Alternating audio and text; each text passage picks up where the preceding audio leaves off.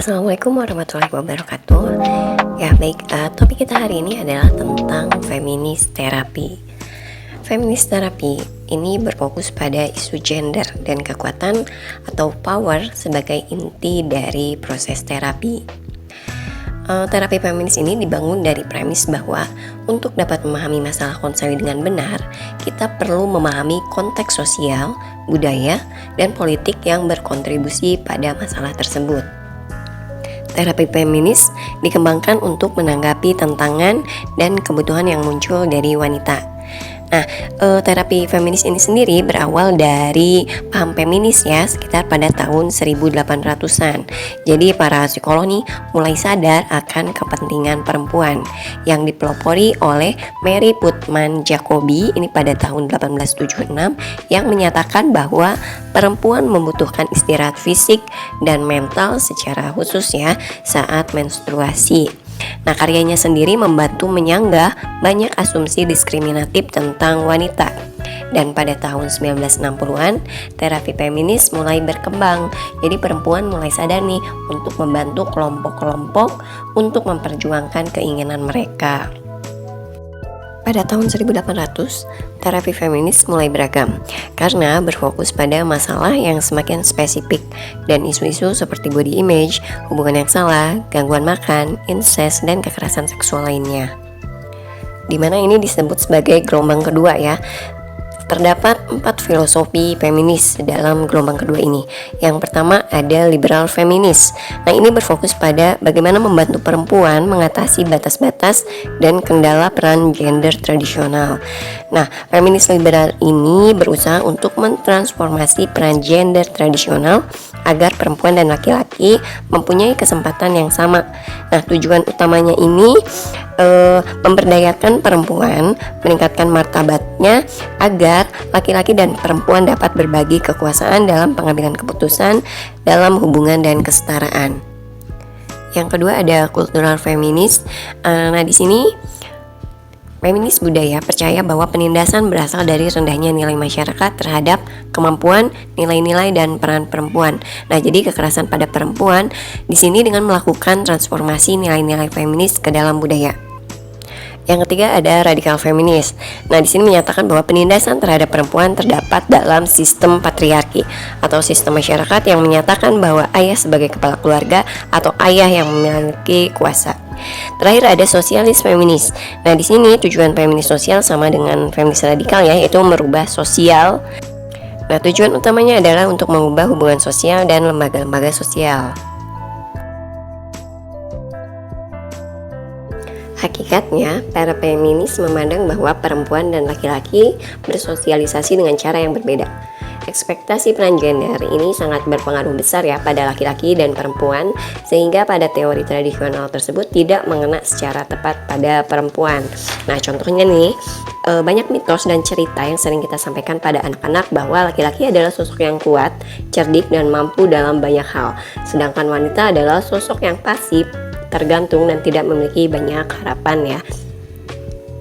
Nah, cerita-cerita itu dapat berdampak luas bagi wanita yang sedang bertumbuh kembang, yang belajar bahwa feminisitas adalah kebalikan dari kekuatan, kompeten, dan bagi laki-laki yang mempelajari bahwa maskulinitas merupakan kebalikan dari rasa takut, ketergantungan, atau kelemahan. Dalam struktur kepribadian ada beberapa pandangan ya. Yang pertama, kepribadian seseorang dipengaruhi oleh harapan peran gender dalam masyarakat. Yang kedua, politik gender mengharapkan gadis-gadis menjadi manis, sensitif, dan patuh, sementara anak laki-laki diharapkan untuk menjadi kuat dan berani. Ini dari Amerika ya. Lalu yang ketiga, perkembangan identitas dan moralitas perempuan didasarkan pada isu tanggung jawab dan perawatan untuk orang lain.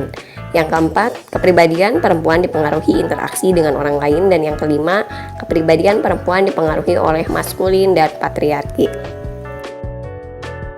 Untuk asumsi tingkah laku bermasalah, di sini ada pribadi yang sehat dan pribadi bermasalah. Pribadi yang sehat yaitu individu yang mampu memiliki kesetaraan gender dan memiliki kekuasaan atau contoh terhadap dirinya.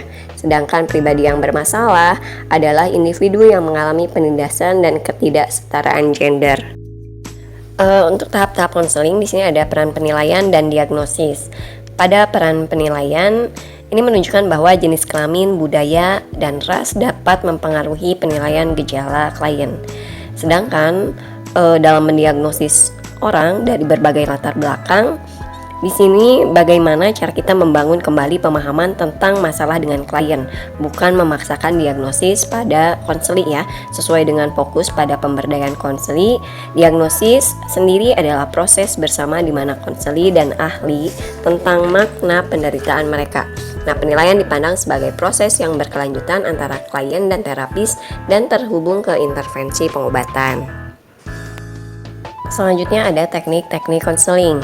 Yang pertama ada empowerment atau pemberdayaan. Nah, jadi di sini strategi utamanya adalah memberdayakan klien.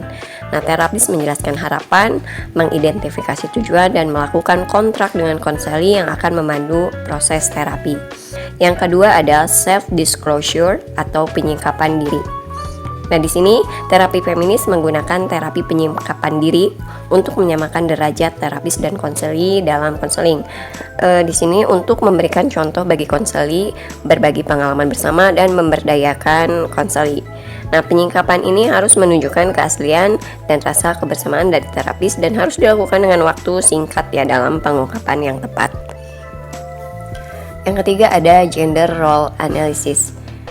Nah, di sini hasil analisis digunakan untuk membuat keputusan tentang perilaku peran gender di masa yang akan datang.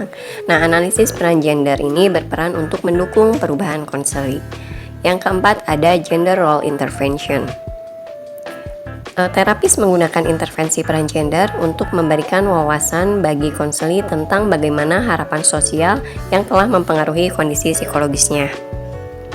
Sehingga pernyataan terapis akan memberikan pencerahan bagi konseli untuk berpikir lebih positif tentang kaum perempuan dan bagaimana berkontribusi untuk anak-anak perempuan muda di masa depan.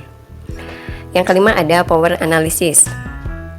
Nah, di sini terapis dan konseli mengeksplorasi ketidakadilan dan hambatan-hambatan dalam masyarakat tentang kekuasaan dan sumber daya perempuan dan mengidentifikasi alternatif untuk keluar dari ketidakadilan dan hambatan-hambatan tersebut. Selanjutnya ada biblioterapi.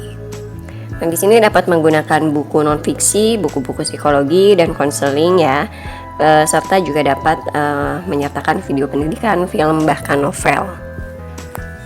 Lalu ada assertiveness training. Nah, di sini terapis mengajarkan dan mempromosikan perilaku yang tegas sehingga konseli menjadi sadar ya akan hak-hak mereka. Lalu ada reframing dan relabeling. Nah, pada reframing ini terapis tidak menyalahkan konseli ya, tetapi mempertimbangkan sumber masalah konseli dari faktor sosial masyarakat. Untuk relabeling, di sini memperbaiki label jelek yang melekat pada dirinya menjadi label baru yang baik. Selanjutnya ada social action. Nah, di sini aktivitas sosial adalah kualitas yang penting ya dalam terapi feminis, di mana terapis menyarankan kepada konseli untuk berpartisipasi dalam lembaga sosial yang mengurusi kekerasan terhadap perempuan, sehingga konseli dapat memberdayakan dirinya sendiri. Yang terakhir ada group work atau kelompok kerja. Di sini merupakan suatu teknik konselor ya untuk membuat kelompok untuk bergabung dalam suatu kelompok untuk mendiskusikan masalah-masalah atau pengalaman yang mereka alami di dalam masyarakat. Jadi lebih ke jejaring sosial untuk mengurangi perasaan terisolasi dan membantu perempuan menyadari bahwa mereka tidak sendirian.